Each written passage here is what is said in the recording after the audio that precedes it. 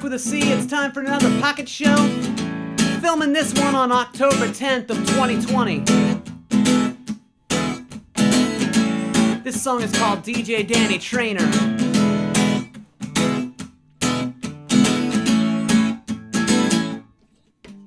These are the hits you won't forget. These are the hits you won't forget.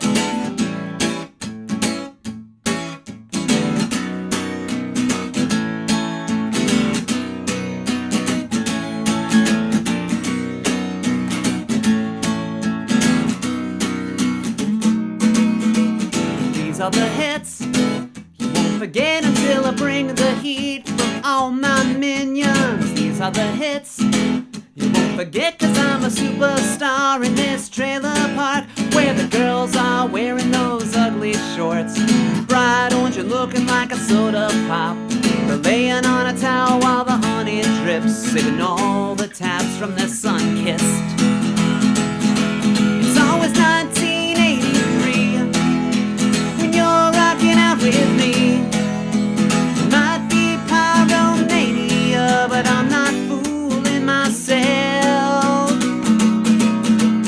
These are the hits you won't forget until I bring the heat with all my minions. These are the hits you won't forget, 'cause I'm a superstar in this trailer park. And whatever you do, keep in mind that there's no such thing as a lukewarm front. Yeah, whatever you do, don't forget that there's no such thing as a quiet storm. When I'm spinning all the hits from the TDK, saving all the kids from the garbage pail. True blue baby, yeah, I'm coming for you with the sound of yesterday today. With the sound of yesterday today. With the sound of yesterday today. It's always 1983 when you're rocking out with me. It might be pyromania, but I'm not fooling myself. I'm not fooling myself. I'm not fooling myself. Yeah, whoa, whoa. Yeah, whoa, whoa. Yeah, whoa.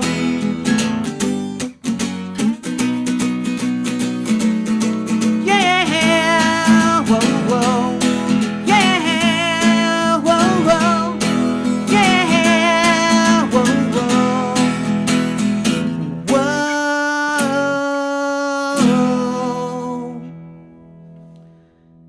And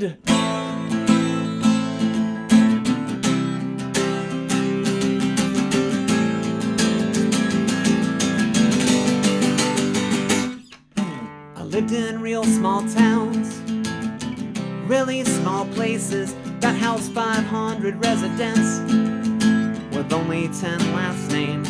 And I don't know what you came to see here on this rectangle with curtains, but I'm hoping that whatever it is the last thing you'd expect.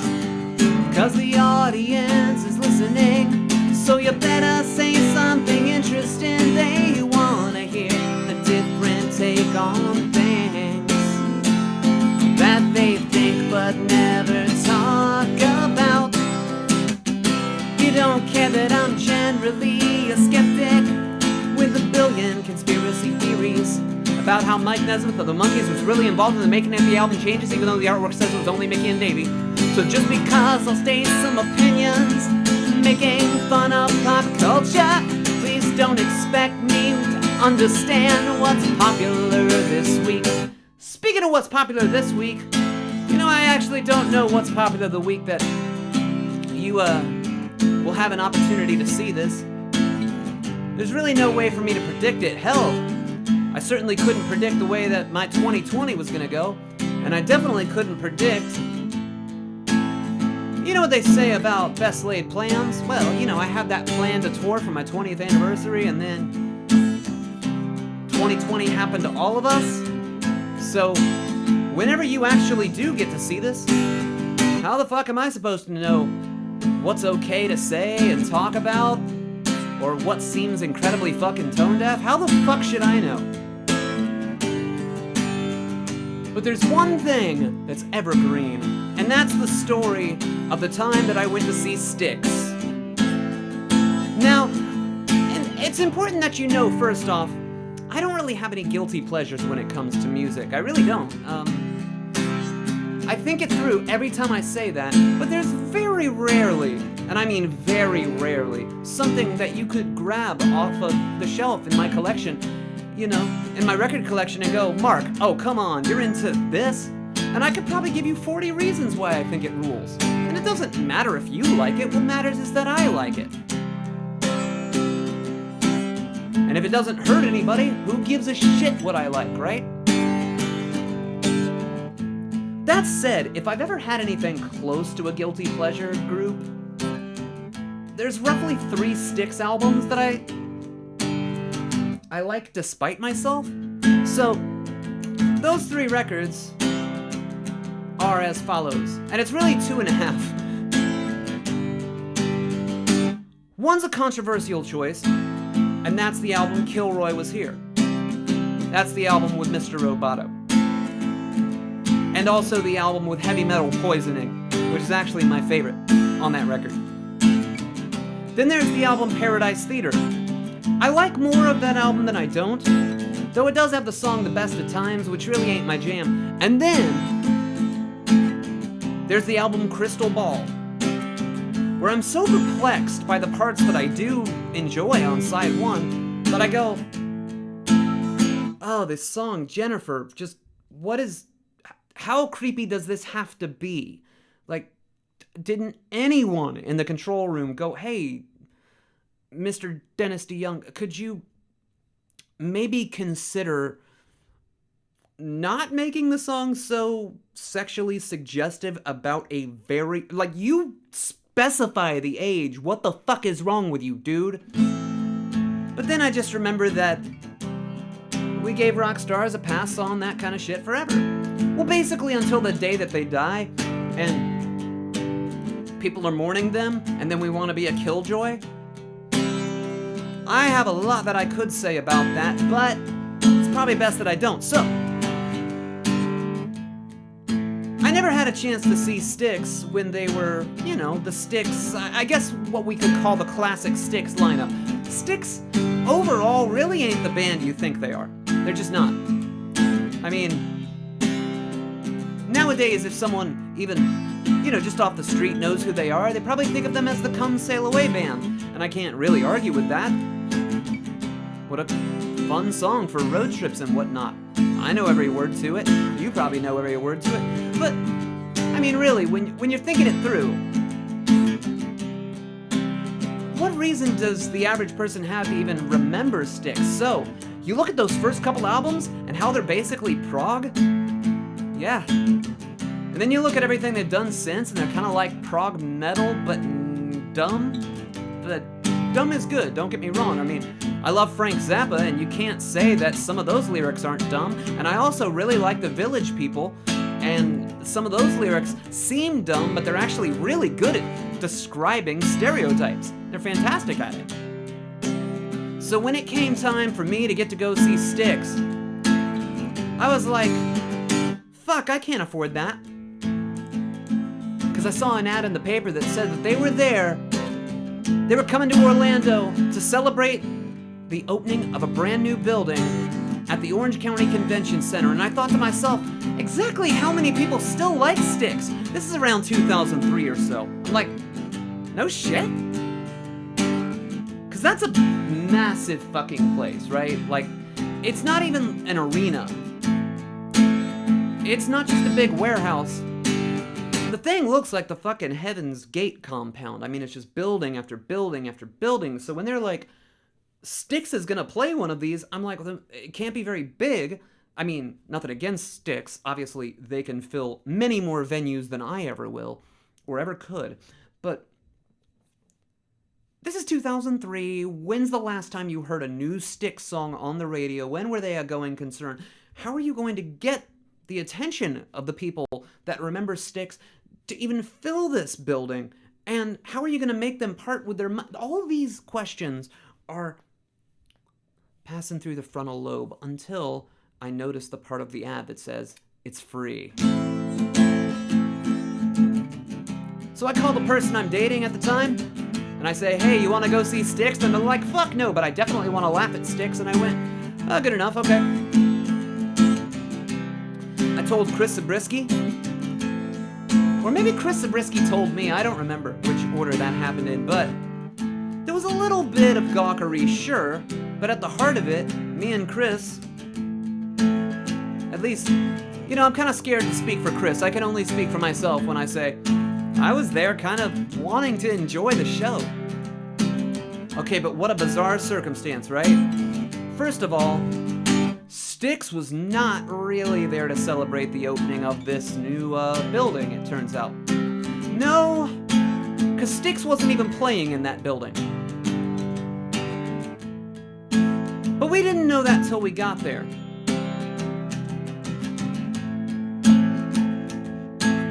And we got there late. We missed the opening acts. Now, try to wrap your mind grapes around this bill.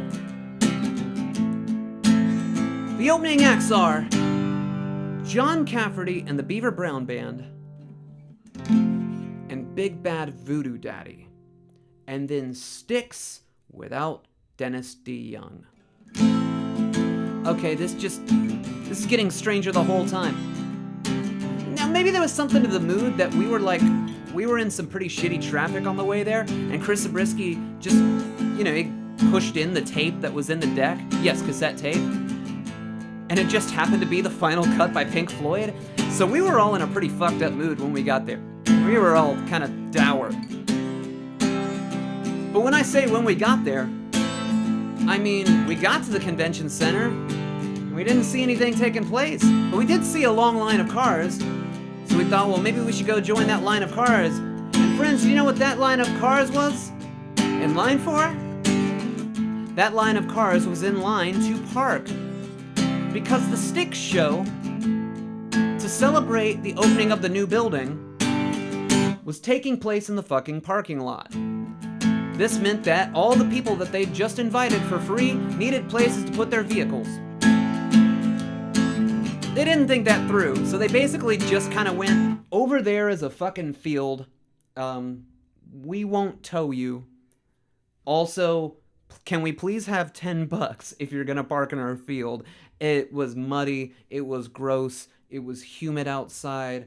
The second you open your car door in this situation, you're already primed, knowing that this night is not going to play out anything like you anticipated. And those are my favorite concert experiences ever.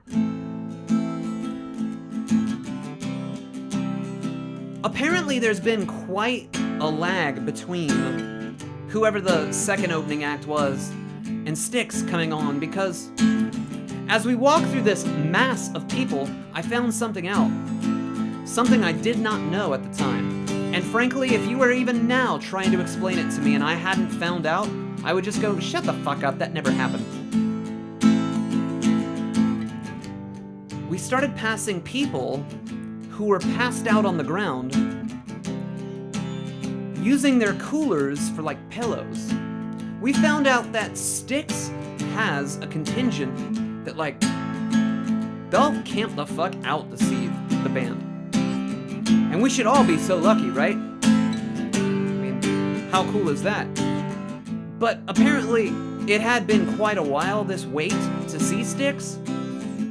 And we knew this because those people were passed the fuck out. They were just crashed out everywhere. It was like a scene from Platoon or something. But anyways, so we're standing, and the lights dim a little bit, and then Styx starts playing over the PA. They start playing the new album, Cyclorama, and that's it. We're just standing on asphalt, surrounded by people completely crashed the fuck out. One of maybe, I don't know, 30 to 40 people that are awake, listening to what we signed up for. There is a stage, and coming out of the speakers is a Styx record, so I mean, technically, you can't ask for your money back. remember if they played the whole fucking record before they came out. But you know what it's like when you're listening to music that you're not really signing up for, but you're excited for something else? And the unfamiliar music feels like it takes for fucking ever to be done with? Well, we were definitely experiencing that, all four of us that had gone there to the show together. But anyways, when it's finally time, Styx comes out. The lights go down, and they jump right into Too Much Time on My Hands.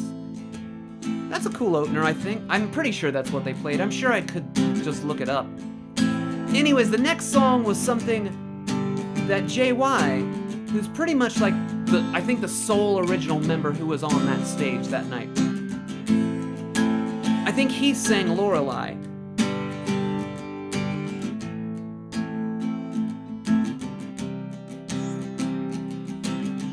Well, the people that were passed out certainly woke up. But here's how the rest of the night plays out. I'm going to tell you just a few things about it.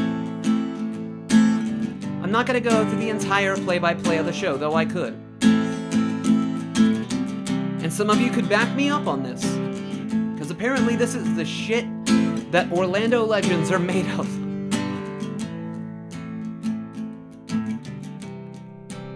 There's one guy passed out on his cooler directly behind us, and we know he's very upset that I'm standing where I'm standing because he'd been camped out there all day and he had just lost his place, and we didn't know that. We just thought that guy came to drink and he was crashed out on the cooler. So he starts standing on his cooler, looking over my head. JY walks to the microphone, looks out at this sea of people that are half awake and half asleep, and I do mean half of this fucking parking lot is literally sleeping. And he goes, "Well, Florida has been good to Styx."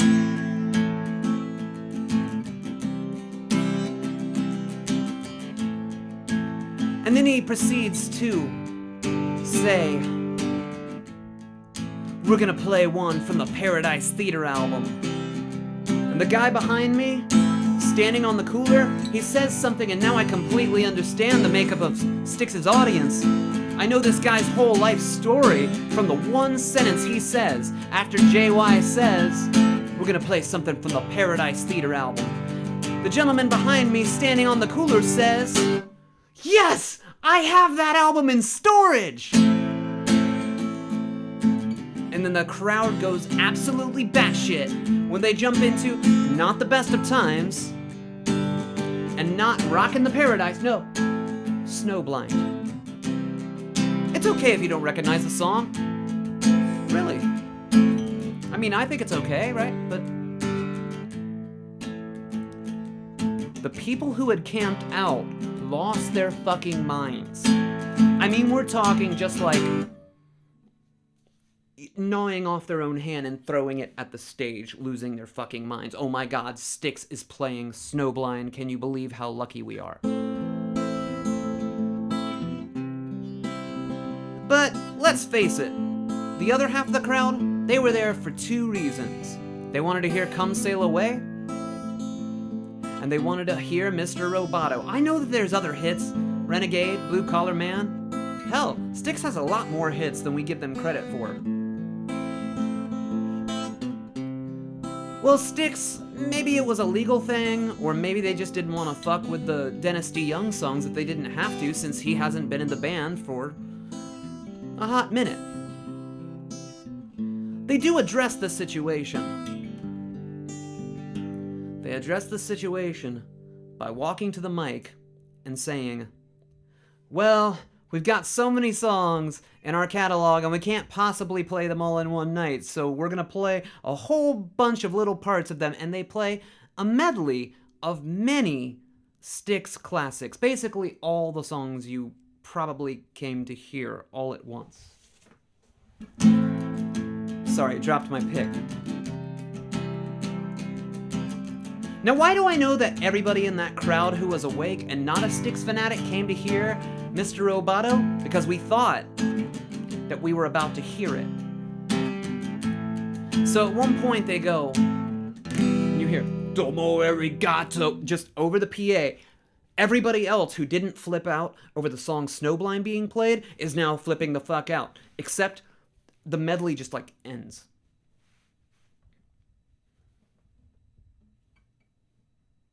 And then they go, we'd like to play you some new material. And that new material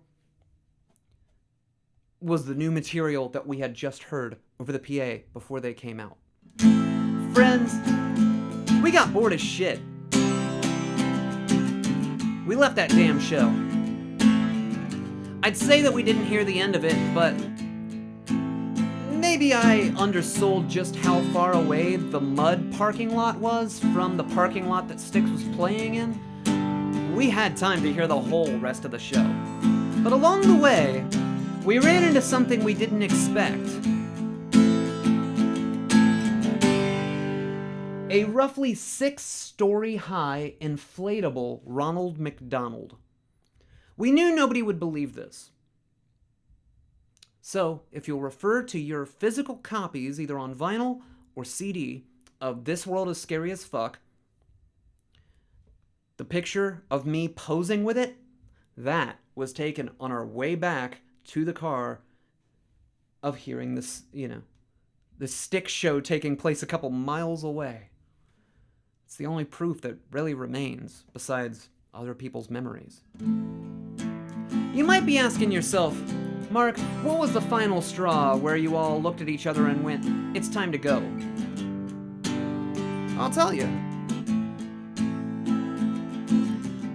They introduce the gentleman who's playing the keyboards and the piano parts, who is definitely not Dennis DeYoung. I mean, hey, he's talented, don't get me wrong. Shit, Styx songs are really fucking hard to play. They're all really good musicians, no matter what you think of them, No matter what you think of the songs that they made up or whatever, these are talented human beings, Including the guy who's not Dennis DeYoung. So he's introduced, and he leans into the mic and he says something that he knows is going to make the crowd go wild. He asks, do you all want to hear something old? Of course. They all flip out, and he launches right into the Maple Leaf Rag by Scott Joplin. I can't make this shit up. Chris Zabriskie and myself look at each other and go, we're fucking out of here. But I decided at that moment, absolutely anybody who came to a show expecting to hear Mr. Roboto would never be denied on my watch again. And that's when it entered the Marc with a C canon for good. You're wondering who I am. Machine or mannequin, with parts made in Japan. I am the modern man.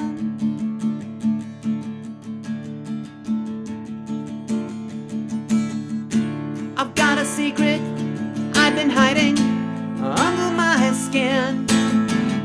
My heart is human, my blood is boiling, my brain IBM. So if you see me acting strangely, don't be surprised.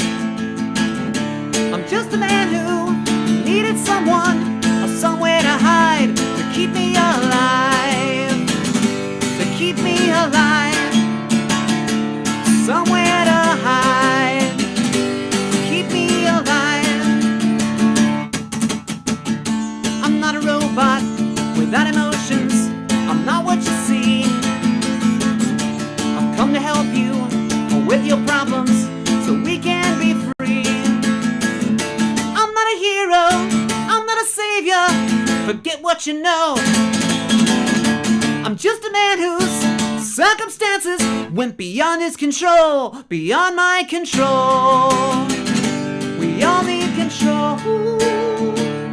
I need control. We all need control. I am the modern man. Secret, secret, I've got a secret. Who hides behind a mask? Secret, secret, I've got a secret, so no one else can see. Secret, secret, I've got a secret, my true identity. Domo arigato, Mr. Mr. Roboto Domo. Domo, domo arigato, Mr. Roboto Domo. Domo, domo arigato, Mr. Roboto. Domo arigato, Mr. Roboto Domo.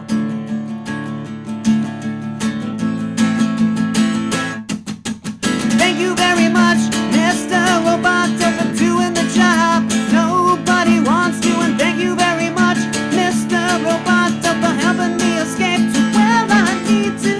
Thank you, thank you, thank you. I don't wanna thank you, please thank you. Oh, oh, oh.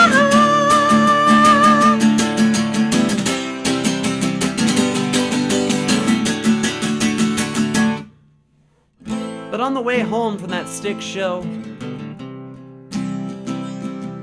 we were pretty tired, not really from all the rocking out,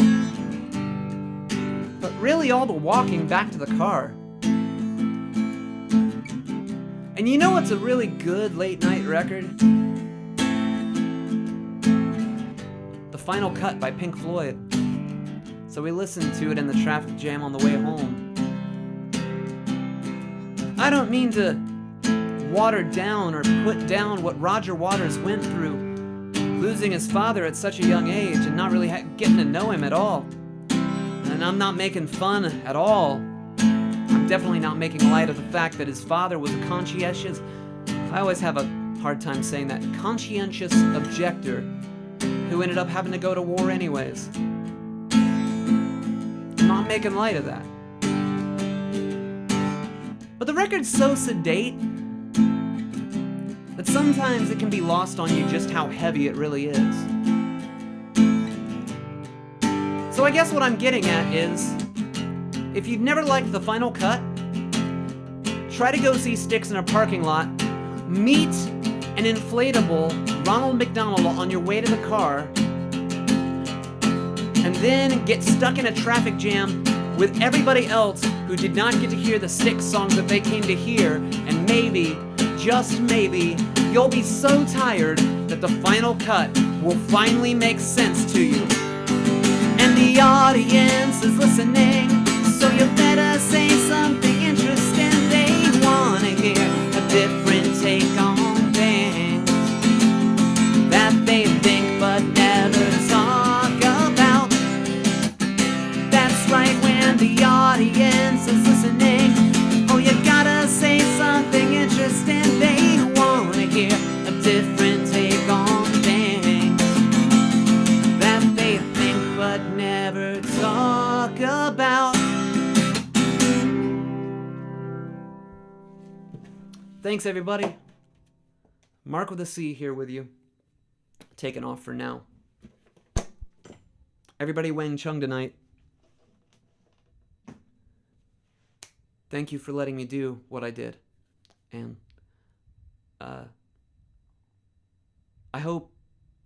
I guess I can't say I hope I'll see you, but I hope you want to see me on the next Warts-and-all Pocket Show. Here goes the awkward walk to turn off the camera. Bye, everybody.